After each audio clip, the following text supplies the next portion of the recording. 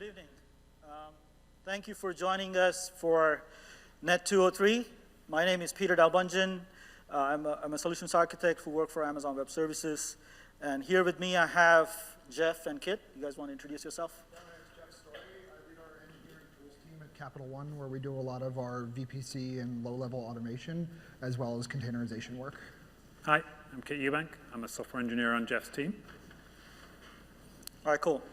So we'll be covering from EC2 to ECS, how Capital One uses application load balancer features to serve traffic at scale. So here's what to expect from the session. We will cover, at a high level, we'll cover classic load balancer as well as application load balancer features. And then we'll talk about how Capital One uses load balancers to serve their applications. And lastly, we will cover their container journey. And we'll talk about how application load balancer features improve their container journey. So before we talk about the features, I just want to spend a minute or so to talk about what the ELB service is. So if you're new to AWS, ELB is a managed service. And what it does is it offers you a software load balancer to automatically distribute your incoming application traffic for your EC2 instances. So before, I think we announced this service around 2009. And before we had the service, customers used like a third-party load balancer, or they just directly sent the they installed the application on EC2 and then had the users go directly to these applications on EC2. Now, it doesn't take much to realize that this kind of an architecture doesn't really work well in production. From availability point of view, you're pretty much limited to the uptime of that instance. If that EC2 instance dies, then your application has a downtime. And from scalability point of view, you're pretty much limited to what that EC2 instance is capable of doing, how much resources you have on that EC2. So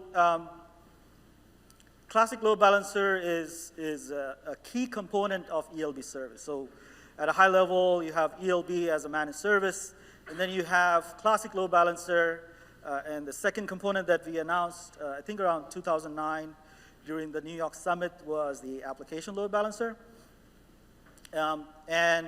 Classic load balancer is one of the components, right? So classic load balancer gives you that simple load balancing of application traffic across multiple EC2 instances. You can choose to configure your listeners to be either layer 4 or layer 7. And when I talk about layers, I'm talking about the OSI model. So you can configure at layer 7, which is the application traffic. You can do it at HTTP or HTTPS. And if you choose to do layer 4, then you're probably doing TCP or SSL. That's the listener configuration. So a couple of call-outs here. If you're using TCP, then each connections that your client makes is bound to the socket connection of the backend EC2 instance. Whereas if you use HTTP, then we use connection pooling at the ELB layer in order to serve those connections. Another call out is if you use TCP, then we use round-robin algorithm in order to distribute the traffic to your backend instance. Whereas if you use HTTP, then we use least outstanding requests. Another thing to note is because ELB works as a proxy for all of your incoming requests, your application will probably see the IPs that the ELB is making to your application. But if you have a use case where you want to determine your client IPs or the real IPs that your users are using, maybe to target certain piece of content to a specific set of users in a geography, or in the case of DOS, you want to limit the number of connections that the users are making, then you can turn on a feature called X-forwarded for in terms of HTTP. Or else you can turn on proxy protocol in TCP mode. So that's something that you want to keep an eye on and turn on if you want to determine the real IPs. So application load balancer, that's the feature that we announced during the New York Summit. And what it does is it works at layer 7, right? So it's at the application traffic of the OSI model. And it supports content-based routing. So let's say if you have application 1 running on a couple of EC2 instances and application 2 running on the other set of instances, and if you wanted to serve your application example.com/app1 to a certain set versus app2 to the other set, then you can do that using a single ELB, right? You can go and configure target groups and then send the right level of traffic to a specific set of applications running on EC2. The other features that I want to call out is you can also, it also supports WebSockets and HTTP2. So if you have applications that needs WebSockets or HTTP2 support, you can take advantage of application load balancer. Also, if you are building microservices, and if you're leveraging the EC2 container service in order to deploy your Docker containers, one feature that you get from application load balancer is the dynamic host port mapping. So before in the world of ALB, we used, you had to go and define your host port, your container port, and you were pretty much limited to running a single service on a single host, on a cluster. But with the capability of Docker's dynamic port mapping, it integrates directly with application load balancer, and you can specify which container port you're using, and it works very well. It's all integrated. It's a managed service, so certainly take advantage of it. We will go into pretty good depth later in the slides when we talk about the container journey. So here are a few features at a glance. What I'll do is I'll cover the first half, I'll cover the health checks, idle timeouts, and cross zone. I already talked about path-based routing. And I'll let Kit and Jeff talk about the other feature sets as we move along. So let's take a look at what health check is. So health check is a pretty important feature, right? If you want to let your users access your application, you want to make sure that that application is live.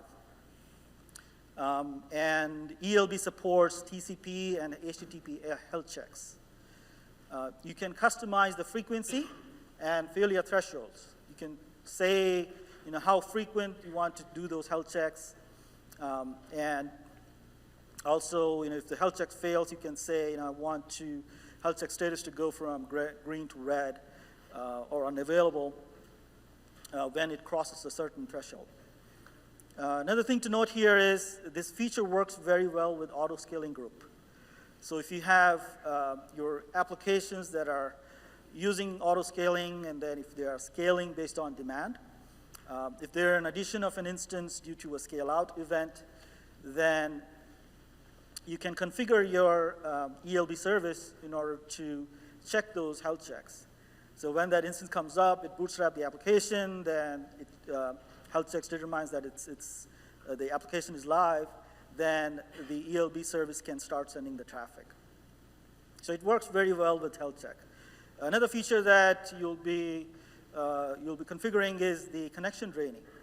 So if there is a scale-in event, so we just spoke about the scale-out event. So if there's a scale-in event where the instance is getting removed off the auto-scaling pool, then the ELB will go and drain all the connections, make sure that there's no connection on that instance, and then that instance can be taken away from the auto-scaling group. So all of this works automatic. It's just an API. Just go in and configure it, and it works well. So idle timeouts is the length of the time idle connection should be kept open. So the default here is 60 seconds, but you can configure it to go up to 60 minutes. And the best practice here is to have idle timeouts decrease as you go down the stack. So if you're looking at this architecture, What we have is the idle timeout configured between client and the ELB as 15 seconds, and then ELB to EC2. And then you'll see a smaller amount of idle timeouts as you go down the stack. Now, this is to prevent good resources that are in the back end, right? So you don't want to overwhelm them with too many connections, keeping idle. So understanding your idle timeouts, your client timeouts is therefore pretty important. Now, cross-zone load balancing is another key feature of ELB. What it does is it distributes incoming requests evenly across multiple availability zones. So one of the best practices in AWS is to make sure that your applications are running in multiple availability zones. So if you go and enable this feature, for whatever reason, if your instances are not properly sized, or if you have too many instances in one AZ, than the other, maybe to take advantage of RIs, if you go and enable cross-zone load balancing, what this feature will do is it will eliminate imbalances in back-end instance utilization. Another thing to note here is there is no additional charge for cross-zone traffic. So those were the features I wanted to cover. And like I said, I already covered the path-based routing. What I'll do is I'll invite Kit Eubank, who will come over and talk about how they use load balancing in Capital One, and then we'll cover their container journey later on. Thank you, Peter. So at Capital One, we love load balancers. We are running hundreds and hundreds of load balancers. Why? Because load balancing is a critical component of any scalable distributed modern system. Done well, load balancing is going to reduce latency and increase resilience by dynamically distributing load across a number of backends. In traditional monolithic apps, this logic would have been in the app itself. You'd have to code it yourself with custom logic, or you'd pull in a third-party library. As the application's architectures progress to a modern microservices model, moving this logic out of each app and into the underlying infrastructure becomes increasingly important. Each app should not be managing its own load balancing logic. At Capital One, we design all our new systems as API first. Really, they're API only. So for example, our new servicing website is a single-page Angular app talking to APIs implemented in the cloud. All our mobile apps and native apps talking to APIs implemented in the cloud. So we have hundreds of APIs using HTTP and REST everywhere. And these API implementations are technology agnostic. Each team can choose its own tech stack. So then all communication between the apps and APIs is via APIs. So this requires us to use load balancing as a service, so that load balancing becomes a deployment concern, not the application developer's concern.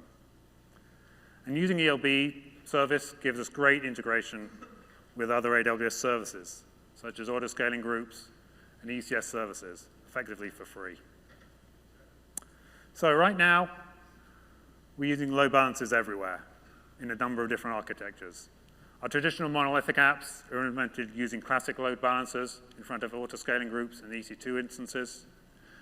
And we're moving some of those to microservices, ECS.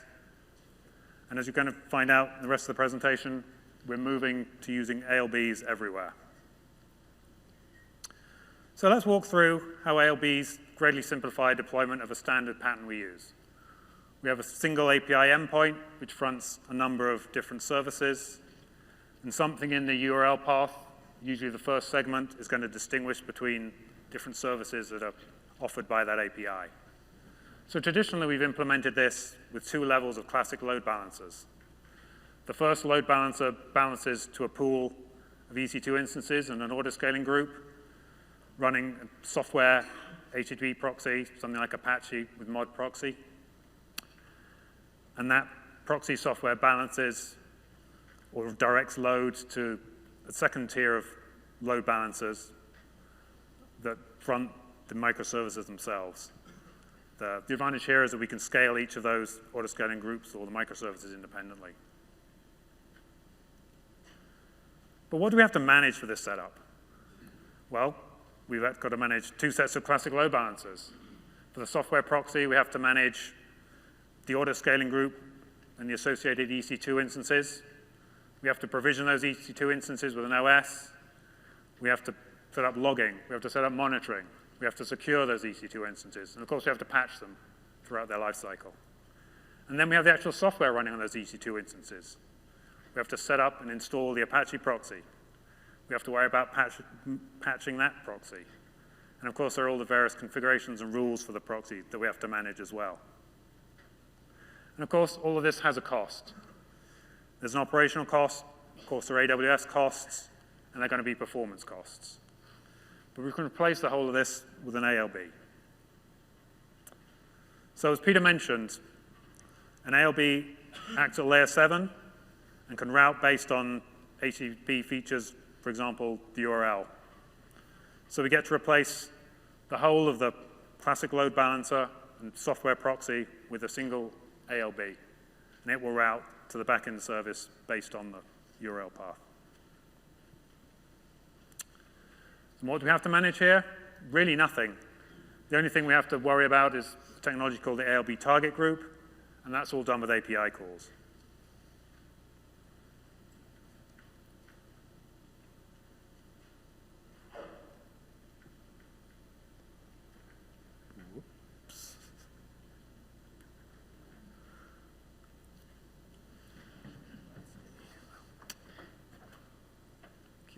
So what is a target group? The details are in the name. It's a group of targets. Okay, so what's a target? So a target is anything that's going to receive communication traffic. For example, an instance, or an auto-scaling group, or an ECS service. The important thing is that the targets dynamically register with the target group so that you as the application developer don't have to do anything. The auto-scaling group or the ECS service automatically takes care of registering with the target group. As I said, there are different routes for each target group, and the target groups are monitored independently. So let's go through an example. Traffic comes into a load balancer, and then based on the port and the proxy, port and the protocol, it's routed to a listener. For example, port 80 HTTPS here is going to route to the left-hand listener.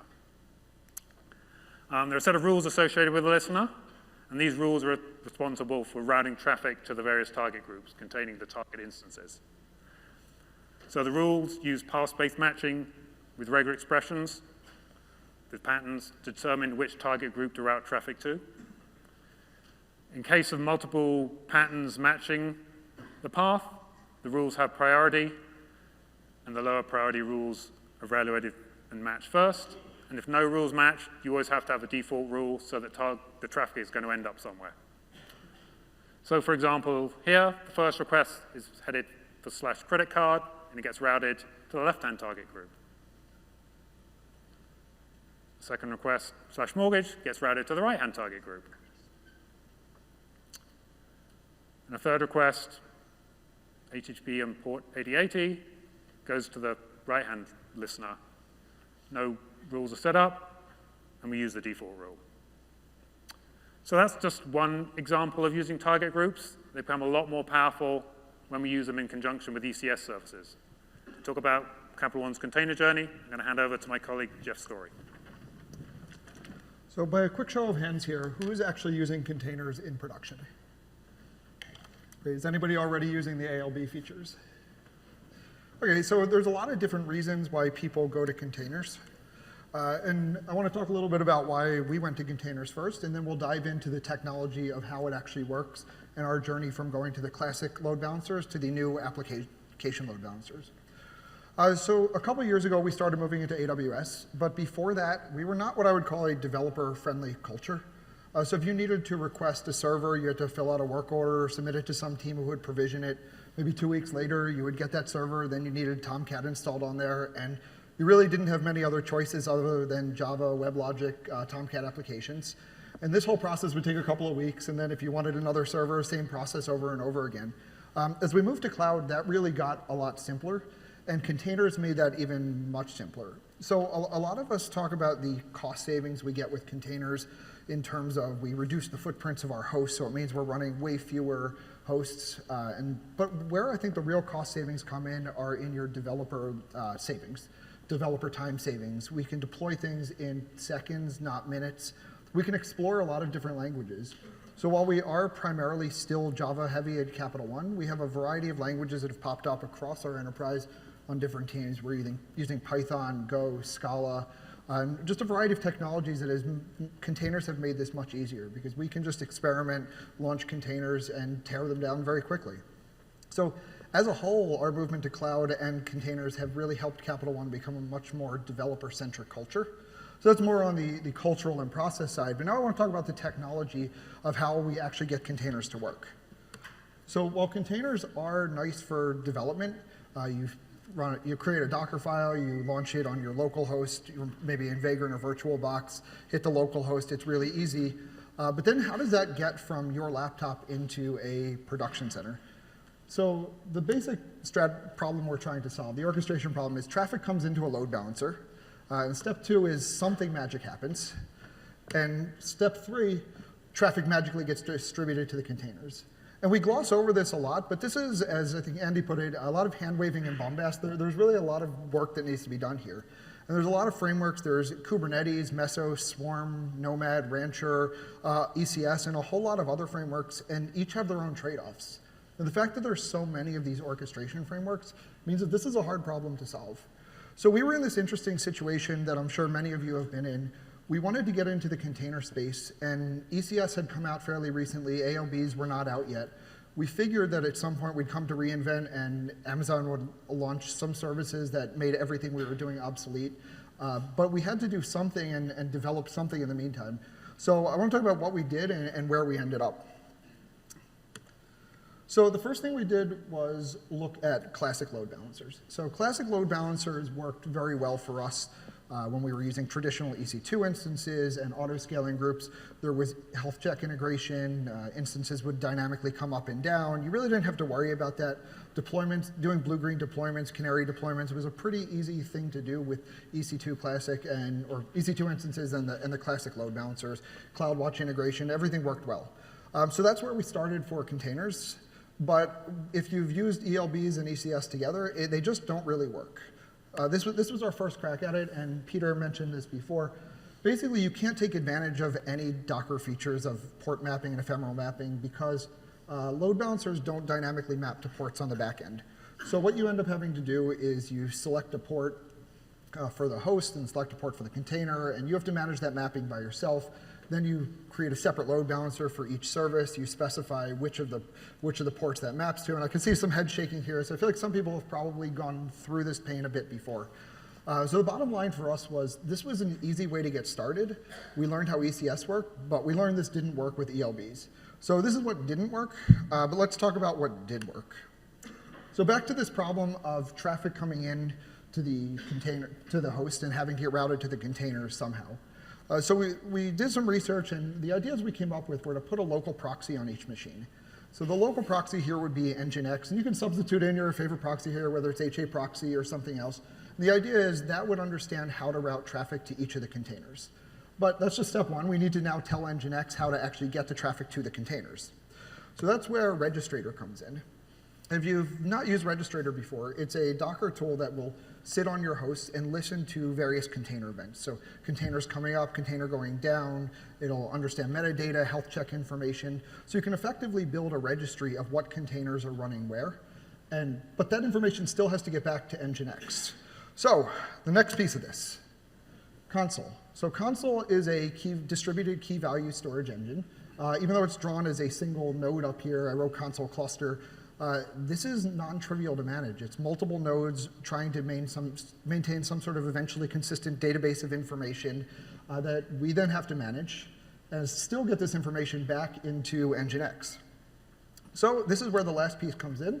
This is a tool called console template. And console template will listen to events in console to changes when containers come in, come down, and it can dynamically update some of the configuration files in Nginx. So we're basically dynamically generating templates every time a new container comes up and down. So this is really non-trivial. So if you want to build a small cluster, these are all the components you need. You need to bootstrap Nginx, you need to bootstrap Registrator. You also have two methods of health checking. You have console that's actually doing the health checking of the containers. You have ELBs doing the health checking of the hosts. You also have to manage your own connection draining. But we use this for a lot of our solutions. Before ALBs came out, this is what we were doing, and this is what worked for us. So this is what we went with. So we tried to think about what are the hardest parts of this. Again, still before ALBs, and we wanted to figure out how can we get away from at least managing the stateful part of this. So console was a lot of work for a team to manage. So this is where we tried a new approach where we replaced console with Dynamo. So the architecture is generally similar here. We replaced console template with a tool called confd, which is something very similar. It reads from a back end and generates dynamic configuration files, which we use to populate Nginx. But we ran into a different set of problems here. So Dynamo has no TTLs for their keys. So if containers didn't get cleared out for some reason, they would just sit there and Nginx wouldn't know that they've been removed. So that's where we then wrote a custom Lambda function that has to manage the Dynamo database and periodically clean up stale entries. Now we have to introduce monitoring for our Lambda functions. So in the end, I don't think we really simplified things all that much. We just traded one set of problems for another. Fortunately, it was about this time where application load balancers came out. So look at this picture here, and what does it look like with application load balancers? Much simpler. So where did all that glue code go? Well, our friends at AWS are managing it for us. So all those things are still happening somewhere in the background, but it's less complexity for us at Capital One as developers to manage. We get to focus on the application logic that we're good at, and we let AWS focus on the infrastructure where they're good at. So what happens is each application is now deployed as a target group. So Kit discussed how target groups worked before, but these integrate very tightly with ECS services. So each ECS service can be deployed as a separate target group. So I deploy application 1, it's one service group. Deploy application 2, it's another service group. And then I simply tell the load balancer which target groups are where. They dynamically register. Instances can come up and down. And the ELBs, or the ALBs and ECS take care of all of this logic for us. It also handles connection draining. So now as containers are coming up and down, connections are properly drained. So this makes our life a whole lot easier. We still have some internal deployment tools that we use to manage the deployments of the actual cluster hosts as well as the ECS services and the ALBs. But as far as all the glue code go, we no longer have to write that ourselves. So Peter touched on some of these features before, but I want to go back to autoscaling here. So when we talked about autoscaling, we've all used autoscaling with EC2 instances in the past, and we can autoscale our container hosts the same way. We use CloudWatch alarms. When we need more capacity, we scale up the container hosts. But where the ECS scaling comes in is CloudWatch can also trigger scaling events independently on ECS services. So if you have one service that has to scale up because it needs more capacity, you can scale up that service independently of other services. So with this, you get a fully featured orchestration and traffic routing system that got rid of a lot of the code that we have to write. There's also much better health checking. So health checking, although they do only work at layer 7 because the ALB is at layer 7. So if you're currently using a TCP endpoint, you may need to change to just an HTTP, but that's fairly simple to do. And you can also customize your health check codes. So if for some reason your application doesn't return a 200, maybe it returns a 204 or something where ELBs just fell on that a little bit, ALBs can be customized. So now we've solved the problem of how we route traffic, but we still really haven't talked about how we deploy code. And that's where we're going to spend a little time talking here. Repeatable deployments in cloud is really important to being successful. We're deploying many times a day, and this has to be a reliable process that's automated, really no manual steps. So before we go into the details of how we do deployments with ECS and ALBs in particular, I want to spend a little bit of time talking about what deployments at Capital One look like in general. So as a bank with customer-facing applications, we rely on very high availability. And for our most critical applications, we go to multi-region deployments. We do use standard blue-green deployment patterns, where I'll go through that just quickly here, is the blue stack we'll refer to as our current stack. And so when we're ready to deploy a new application, the way we typically roll it out is in one region, we'll deploy the green stack. And we'll route some percentage of traffic there. For a canary build, typically a small percentage. We'll monitor. We have automated smoke tests that are happening. And once we're happy that this is running successfully, and none of the alarms and whistles are going off, we'll do the same thing in the other region. And then same thing, monitor, and then once we're happy with that, we'll start taking down the blue stacks. First blue stack comes down, second blue stack comes down, and now our green stack has become our new application. So this was not too difficult to do with EC2. Some companies have pioneered how to do this and made many tools available, but this isn't really that trivial yet with ALBs and ECS, so I'll talk through how that works. So ECS target groups work using a rolling deployment strategy. So when you define an ECS service, you define a task definition, and when you update a task definition, it automatically triggers a new deployment of that particular service.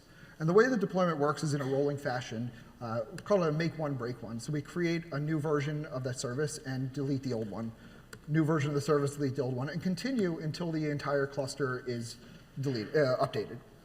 Now, this is really fine for a lot of simple services, but for large critical applications, this doesn't provide necessarily enough flexibility for what you need. There's no manual gating, there's no canary testing, there's not a really simple way to roll back. So I'm showing a fairly trivial example of 3 nodes here. Imagine hundreds of nodes and this rolling, and you realize you've pushed out a bad piece of code, now you're propagating this across. So we still have found ways to work with ECS and do deployments, and that's where I'm going to talk through that here.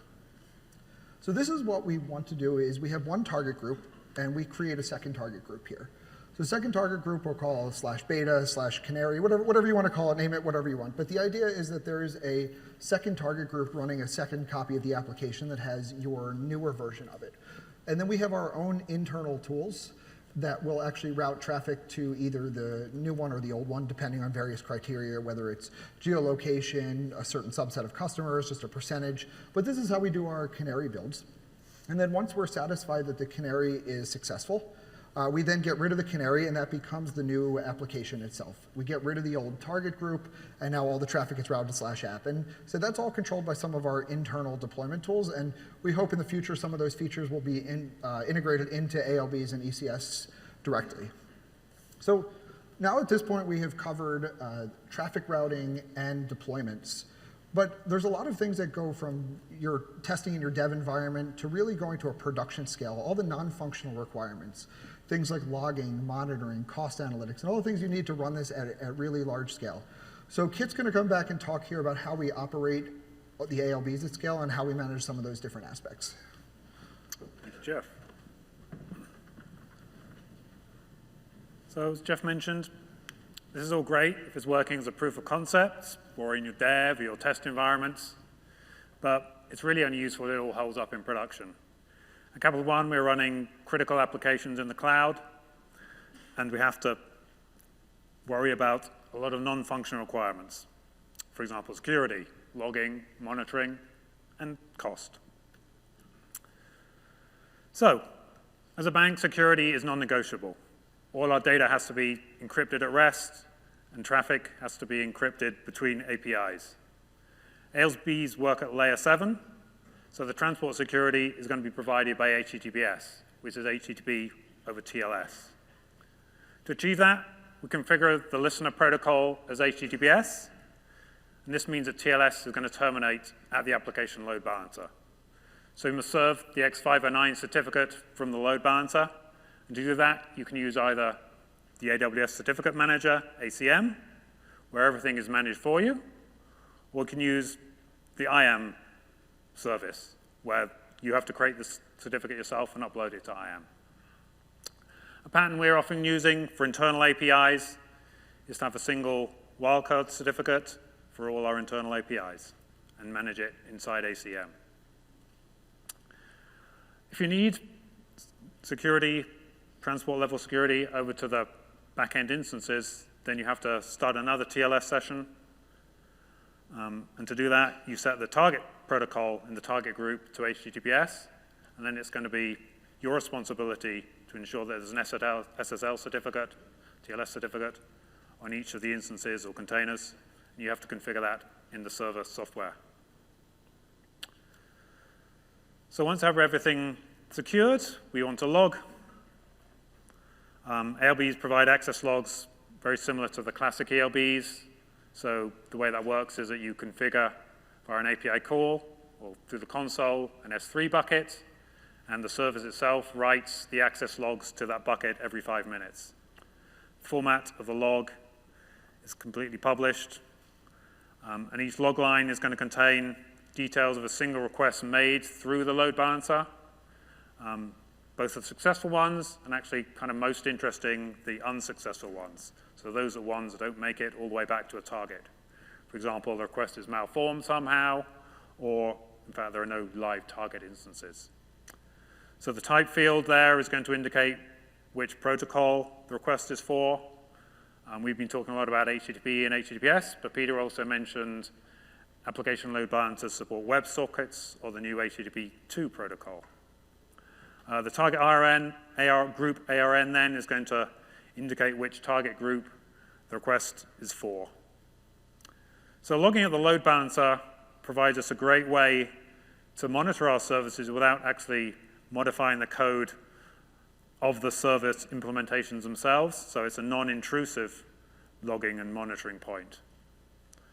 And using a Lambda, you can imagine parsing the S3, using a Lambda that's been set up on the S3 bucket, you can imagine writing a Lambda that's going to parse that access log and do something with the information in there. And so what you see there is something that we've created a serverless monitoring framework where we parse those access logs and push the data to SignalFX, which is a third-party SaaS monitoring and alerting tool. And it's great. So we've got everything secured, we're logging, now we're running, we need to monitor. So the service inside AWS that provides monitoring is, of course, CloudWatch. Using lower-level metrics, we use CloudWatch metrics. So one of the big differences between application load balancers and classic load balancers is that the metrics for application load balancers are provided at the target group. So we can really now see statistics for each of the target groups. Previously, they were provided for the load balancer as a whole, and you couldn't really distinguish how each of your individual services was performing. So there are some metrics there that are listed. Most of the metrics are shared between classic load balancers and application load balancers, but 3 of the notable metrics are listed there. And the reason that they're notable is because they feed into the cost model. So the cost models differ slightly between classic load balancers and application load balancers. They both consist of a fixed part and a variable part. For the classic load balancer, there's a base price. That's the fixed part. You pay per load balancer you have set up. And then you pay a variable part based on the amount of data you're transferring through the load balancer. Application load balancers follow the same structure, and there's a fixed part, a base price per instance of the application load balancer you have running, and a variable part as well. But the variable part is based on a new concept called the load balancer capacity unit, or LCU. So this is where the 3 metrics I mentioned on the previous slide feed in. So the LCU is based on those 3 dimensions: the number of new connections made to the load balancer per second, the number of active connections you have through the load balancer per minute, and then the bandwidth, that's data that's being pumped through the load balancer. So the way the cost model works is metrics are made on each of those 3 dimensions. They're compared against a published baseline, and then whichever one exceeds the baseline by the larger amount, there's an amount there that feeds into the cost model and affects the amount that you're paying for the variable part. According to the Amazon, you're generally going to be charged lower for the same configuration of ALBs you would have for a classic load balancer, but of course, due to this new LCU, your mileage may vary. And really, as we've talked about, both in the path-based routing and in the container part, it's really developer productivity and fewer moving parts that really are going to feed much more into the cost over the long term. So, like any great service, we love load balancers. But it's not 100% perfect yet. There have been some great announcements around ALBs at reInvent, but there's a few things that we find as slight pain points at the moment. So we like to do canary deployments. Jeff mentioned that. And we're doing that via weighted routing at the Route 53 level. If you think about that, that's kind of a load balancing in another AWS component. So if we had a way of doing some weighted load balancing inside application load balancers, we could remove yet another moving part, simplify our deployments, be great. Some of our APIs, instead of using a path to distinguish between the services offered, use a different host name. And that host information is in the HTTP header. It's in the host part of the HTTP header, but right now, the application load balancers don't look at that. So we have to set up 2 ALBs for those different hosts.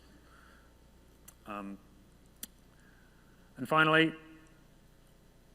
some of our APIs actually using X59 client certificates for authentication, where the client of the API passes a cert all the way through to the back-end service.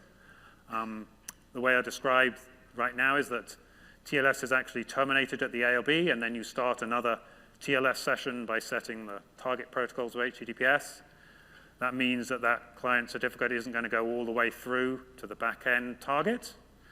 The way we get around that at the moment is to drop back to the classic load balancers and drop back to layer 4, so the transport level, and just set everything as TCP. Then the raw packets flow all the way through the classic load balancer, and the certificate ends up at the instance that's offering the service.